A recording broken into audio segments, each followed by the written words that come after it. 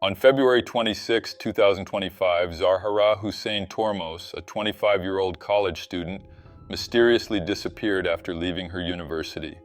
2 days later, her body was found showing signs of violence inside her car, which had been abandoned in a remote and isolated area. This crime shocked local residents, and the person behind it acted out of pure envy.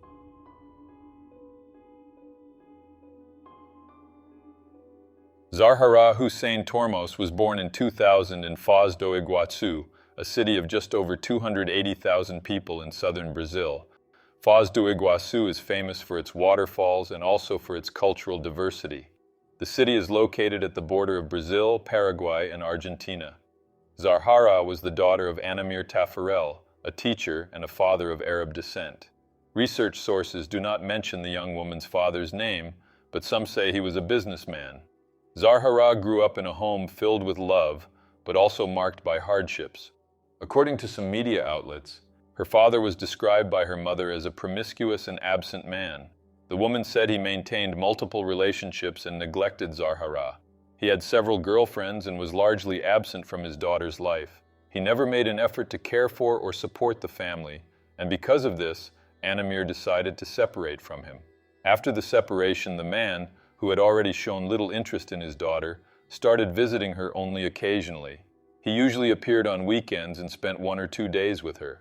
It is said that he treated his daughter negligently, often leaving her alone in hotels or giving her lots of sweets to keep her distracted so he wouldn't have to pay attention to her. On one of these sporadic visits, the man took Zarhará with him to Santa Catarina, where he had one of his girlfriends. There, Zarhará stayed in a house with this woman, and according to sources, was treated very poorly by her father's girlfriend. Upon learning about this, Anamir forbade the man from ever taking Zarhará near his girlfriend again. However, in a post made by Zarhará on her Facebook page about 7 years ago, she expressed deep love and longing for her father, suggesting a strong emotional bond despite what her mother has said about him. Despite the challenges she faced with her negligent father, Zarhará found emotional stability in the bond she shared with her mother and siblings. Anamir described her daughter as a very beloved and responsible person, qualities that showed from an early age. The mother emphasized that Zarhará preferred to stay with her, even while facing financial and emotional struggles. The family lived on a small farm in Foz do Iguaçu, a rural setting that offered a simple but welcoming refuge.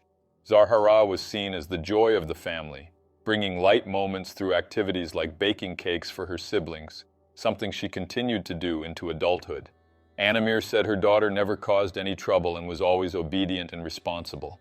Even as a young girl, she showed a strong sense of duty, helping out at home and maintaining a close relationship with her siblings, who were deeply attached to her. This family dynamic was crucial in balancing the difficulties of her relationship with her father, giving Zarhará a supportive emotional environment. Zarhará's childhood was also shaped by financial hardship. Anamir said the family went through a very difficult life and had to survive with very limited resources. Her father, despite his financial stability, only began to pay child support regularly years later, and only because he was forced to by the court. In 2011, Zarhará's father passed away. To everyone's surprise, he had a life insurance policy that provided his dependents with a significant amount of money. According to sources, the money was divided between Zarhará and other individuals connected to her father. The money was a great help to Zarhará's family, who were going through hard times at the time. Part of the money was used to provide for the family's needs, and the other part was saved in an account for Zarhará to access when she became an adult. In 2018, at the age of 18 and just entering adulthood, Zarhará was already showing responsibility and dedication. She had just completed a technical course in administration, a qualification that reflected her early pursuit of professional skills and independence. This course, likely taken at a local institution in Foz do Iguaçu, provided her with administrative skills that would be useful in her career and daily life. During this period, Zarhará began working to help with household expenses and to save money for the college she intended to attend. In 2021, she took a significant step in her life by enrolling in a biomedicine program at Unheard-of, a private college in Foz do Iguaçu. Her choice of biomedicine reflected her dream of building a career in the healthcare field, possibly as a doctor. Her dedication to her studies was remarkable. She would sacrifice nights of sleep to complete academic assignments, as reported by her aunt. America recognized her as a beloved student, highlighting her involvement in the academic community. At the same time, Zarhará started working as a sales assistant at a store in a shopping mall in Foz do Iguaçu, where she quickly stood out as an excellent salesperson due to her dedication and charisma. Coworkers described her as a sweetheart and very humble, someone who won everyone over with her kindness and professionalism. This retail job, combined with her technical training in administration, helped her develop customer service and time management skills that were essential for her intense routine. In the following year, 2022, Zarhará began exploring her presence on social media, starting her journey as a digital influencer on Instagram. She shared aspects of her daily life, including her studies, gym workouts, and personal moments like baking cakes and caring for her cats. Her lifelong shyness was gradually overcome through these posts, which helped her connect with a local audience and build a personal brand. This online activity also opened the door to business partnerships, which would become more significant in the years that followed. Zarhará's career as a digital influencer gained momentum in 2023. At that time, she established several brand partnerships with companies in the health and beauty industry. One of these collaborations was with Pamela da Silva de Campos, a 26-year-old esthetician. The partnership was based on a barter agreement, a common model between influencers and service providers, in which no direct monetary payment was involved. As a digital influencer, Zarhará used her active presence on Instagram to promote Pamela's aesthetic services, such as eyebrow design and other beauty treatments. Her posts and stories, which reached a local audience, boosted the visibility and client base of Pamela's beauty clinic. In exchange, Pamela provided free aesthetic treatments to Zarhará. The partnership worked well at first, with Zarhará consistently promoting Pamela's services. Sources suggest that the young woman was a regular client of Pamela, indicating a professional relationship built on mutual trust. This collaboration was beneficial for both of them. However, at some point, the partnership ended for reasons not specified by the sources. Zarhará had a very busy routine, but she enjoyed it and even told those close to her that she was living the best moment of her life. She divided her time between college, work, the gym, and her life as a digital influencer. She regularly attended Unheard-of, staying focused on her biomedical science degree. Professionally, Zarhará continued working as a sales assistant at the mall, arriving early and leaving late, according to her aunt. At the gym, she maintained a consistent workout routine. Even when it was closed, she would find somewhere else, like parks or public squares, to exercise, showing strong commitment to her physical health. Zarhará often prepared her meals with care, followed a strict diet, and took excellent care of her cats, who were an essential part of her life. She also enjoyed playing the keyboard and used music as an emotional outlet for her introverted personality. On social media, Zarhará posted daily stories, sharing her meal preps, workouts, moments with her cats, and cakes she made for her siblings. At the beginning of 2024, she fulfilled one of her dreams. She bought a house and a car using part of the life insurance money left by her father, who had passed away in 2011. The house, located in a middle-class neighborhood of Foz do Iguaçu, became Zarhará's pride and joy. She took great care of it and was deeply attached to her new home. Around that same time, according to sources, the young woman underwent 2 cosmetic surgeries that, according to her mother, made her more confident and happier with her appearance. It seemed like everything was going well in her life. She dreamed of graduating and building a stable life for herself and her family. But behind that success, a danger was lurking. Later that same year, in 2024, Zarhará ended an abusive relationship with a man who had been constantly threatening her. After the breakup, the threats from her ex-boyfriend intensified, and terrified, she decided to file a police report. In November 2024, she was granted a restraining order. With that restraining order in place, Zarhará felt safer, believing it would keep her out of harm's way. However, the following month, in December, she began receiving threatening messages via WhatsApp. The number sending the messages wasn't saved in her contacts. It was a new number, with no profile photo. The messages always contained death threats along with gun emojis. These threats escalated in January 2025, prompting Zarhará to go to the women's police station to seek help. She was almost certain her ex-boyfriend was behind the messages. However, since the messages came from an unregistered number and were just texts, with no voice recordings that could help identify the sender, the authorities didn't file a formal complaint. In short, Zarhará was unable to prove that her ex was the one sending those messages, and therefore the police couldn't move forward with any charges against him. According to sources, the young woman then asked the police to trace the messages to confirm whether her ex-boyfriend was truly responsible or if it was someone else. But unfortunately, due to bureaucracy, the police were unable to track down the person behind the threats in time to prevent the tragedy that would occur the following month. After that, Zarhará continued with her life. She remained focused on her studies, work, and the gym. On February 26, 2025, a Wednesday, Zarhará followed her routine as usual. In the morning, she attended biomedicine classes at the university. In the afternoon, she worked at the mall, and in the evening, she returned to campus for a class. Security cameras at the university captured the young woman's final moments. Around 8 p.m., Zarhará was seen walking to her vehicle, a red Chevrolet Onix. She appeared calm, talking on the phone, unaware of the danger ahead. No one could have imagined that this would be the last time she'd be seen alive. The next day, February 27th, her absence from social media raised concern among her followers. The young woman, who was known for posting daily stories, had been silent since the previous night. Anamir, who was recovering from surgery at the time, didn't have her own phone and was using her son's, which made it difficult to contact her daughter quickly. Worried, she went to Zarhará's house in the central region of Foz do Iguaçu.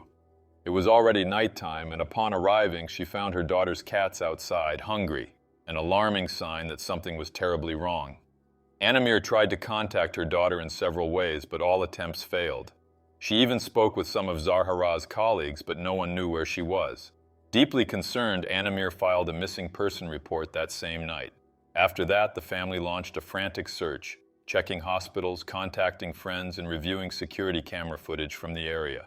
Despite all their efforts, they were unable to locate the young woman. On the morning of February 28th, the search for Zarhará came to a tragic end.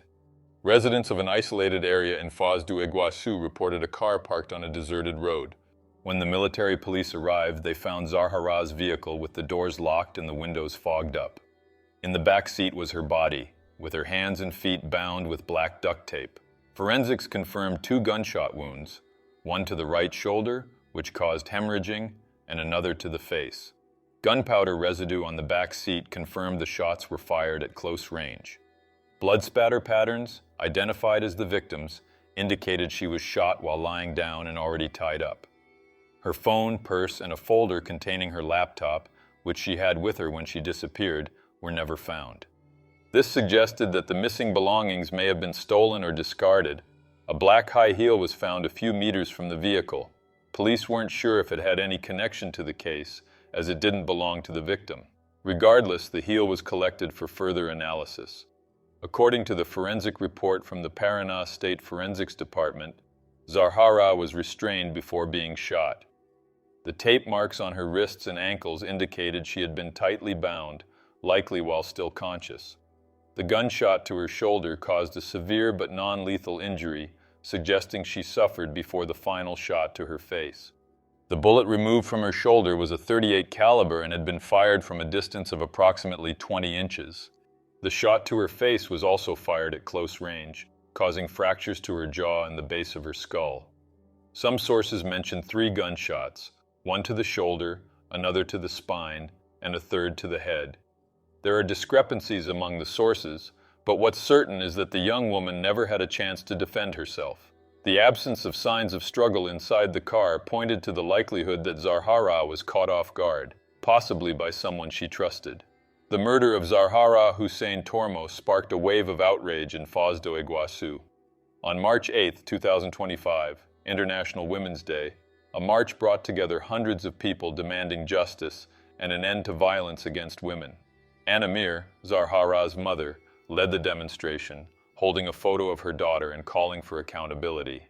At this point, obviously, the main suspect was Zarhará's ex-boyfriend, but after a brief investigation, it was confirmed he had no involvement in the crime. Thus, the investigation continued, and everyone was shocked to discover who was behind it all. Security cameras analyzed by the Homicide Division revealed crucial clues. A black car was filmed circulating near Zarhará's house at 6:43 p.m. on February 26th. The footage shows the car passing twice in front of the victim's house before Zarhará left for college. After Zarhará left her class at Uni-America at 8 p.m., cameras captured the same vehicle circulating around the university. Then the cameras recorded Zarhará's car and the black vehicle following the same route toward the crime scene. The two vehicles stopped for about 5 minutes on the street of Zarhará's house, where police believed the young woman was approached and kidnapped. At this point, police were certain more than one person was involved, since after being kidnapped, one of the criminals took over driving Zarhará's car and followed the black car to Remanso Grande. Later, police identified the owner of the black car used in the crime, Pamela da Silva de Campos, the esthetician who had partnered with Zarhará in 2023. Facial recognition software identified Pamela leaving the vehicle on an adjacent street, wearing a hood. Fragments of Pamela's fingerprints were found on the tape binding Zarhará's hands and feet and on the inside handle of the victim's car driver's door. Police believe Pamela was the one driving Zarhará's vehicle. While investigating Pamela, the police discovered she had a prior conviction for drug trafficking and was serving a semi-open sentence with an electronic ankle monitor. A warrant was issued for her arrest, but when officers went to detain her, they found she was already in custody. She had been arrested for tampering with her ankle monitor just days after committing the crime against Zarhará. Pamela was transferred back to the south to face charges for the crime in Foz do Iguaçu. Police found that Pamela had tried to damage her ankle monitor to avoid being tracked during the crime. However, the device still showed her presence at the location where the victim's car and body were found. Sometime after the crime, Pamela fled to Rio Grande do Sul, but was caught there after authorities discovered she had tampered with the monitor. This, in a way, helped Paraná police, since there was suspicion Pamela intended to cross the border and leave Brazil, possibly heading to Argentina. With Pamela's arrest, the police began a new phase of the investigation to understand the motives behind the crime and identify other involved parties. Her phone records were unlocked, revealing incriminating messages she sent to her boyfriend, 28-year-old Bruno Martini Vieira. In the messages, Pamela told Bruno that Zarhará thought she was better than her and that this couldn't continue. In another message, Pamela said Zarhará didn't deserve everything she had, to which Bruno replied, "Let's settle this." On the day of the crime, Pamela and Bruno also exchanged messages, and in one of them, Pamela told Bruno that the victim would be alone when leaving the university. To the police, these messages showed Pamela's envy toward the victim, and combined with a past conflict between them, it was enough for Pamela to believe she had the right to take the young woman's life. Through these messages, the police discovered Bruno was also involved in the crime, and he was arrested a few days later. Bruno was detained in Foz do Iguaçu and is identified as the driver of the black car that supported the crime. The police also found that the threatening messages sent from an unknown number to Zarhará in December 2024 and January 2025 came from Pamela. Pamela had bought a new phone number just to add the victim on WhatsApp and threaten her. Additionally, the black high heel found a few meters from Zarhará's vehicle at the crime scene was confirmed to belong to Pamela, since the other shoe was found at her house. The industrial tape used to bind the victim's hands and feet contained fabric fibers from Pamela's clothing. It was also discovered that the route the criminals took to the remote area, where Zarhará's car and body were found, had no traffic cameras. To the police, this shows the criminals planned the route long before putting the crime into action, which suggests premeditation and makes the crime more severe. The murder weapon, a .38 caliber revolver according to the police, was never found, despite searches at the suspects' homes. Throughout his testimony, Bruno denied firing the shots, saying Pamela was the one who did it. He claimed he only provided backup and did not directly participate in the execution of the young woman. A gunshot residue test on Pamela confirmed she had gunpowder on her hands, proving she fired the shots. In one of her statements, Pamela tried to exonerate Bruno, claiming she acted alone. However, this claim contradicts the evidence collected by the police during the investigation. Moreover, the police believe it's highly unlikely Pamela could have restrained and tied up Zarhará by herself. Therefore, authorities have no doubt Bruno was also involved, something he himself admitted during a statement, saying he only provided cover. The police are still investigating whether others may have been involved, directly or indirectly. On April 15, 2025, the Paraná Public Prosecutor's Office filed charges against Pamela da Silva de Campos and Bruno Martini Vieira, making them defendants for qualified homicide, with aggravating factors of premeditation and cruelty for hindering the victim's defense. On June 25, 2025, a remote hearing heard witnesses, including Zarhará's classmates and mall employees. They confirmed Zarhará had no enemies and was admired for her conduct. The prosecution accused Pamela and Bruno of femicide and qualified homicide motivated by trivial reasons based on Pamela's envy. The decision on whether the couple would face a jury trial was postponed to July 1st, leaving Zarhará's family in suspense. During the July 1st hearing to decide on the jury trial, the Paraná Public Prosecutor's Office presented new evidence, including messages Pamela sent to her sister after the crime. In one of these messages, Pamela wrote, "6 feet under, let it stay, this devil," showing total disdain for the victim, suggesting Pamela saw Zarhará as an enemy. In another message, Pamela said, "If I have to pay, I'll pay gladly," indicating she was willing to face the consequences of the crime. In yet another message, Pamela said, "The girl didn't even suffer violence. She was with God after the first shot." Downplaying the brutality of the crime, claiming Zarhará died quickly from the first shot. Both Pamela and Bruno remained silent throughout the entire hearing. At the end of the hearing, it was decided that Pamela da Silva de Campos and Bruno Martini Vieira would face a jury trial. In an interview, Anamir Tafarel, the victim's mother, said that when Zarhará was reported missing, she hoped to find her alive, but deep down, a bad feeling took over her. Currently, Pamela and Bruno remain in custody awaiting trial. If convicted on all charges, Pamela could face up to 45 years in prison. Bruno, in turn, could be sentenced to up to 34 years of imprisonment. For Anamir, the women's police station failed to investigate the threats Zarhará had received on her phone in December 2024. If they had tracked the messages, they would have found Pamela, and Zarhará might still be alive.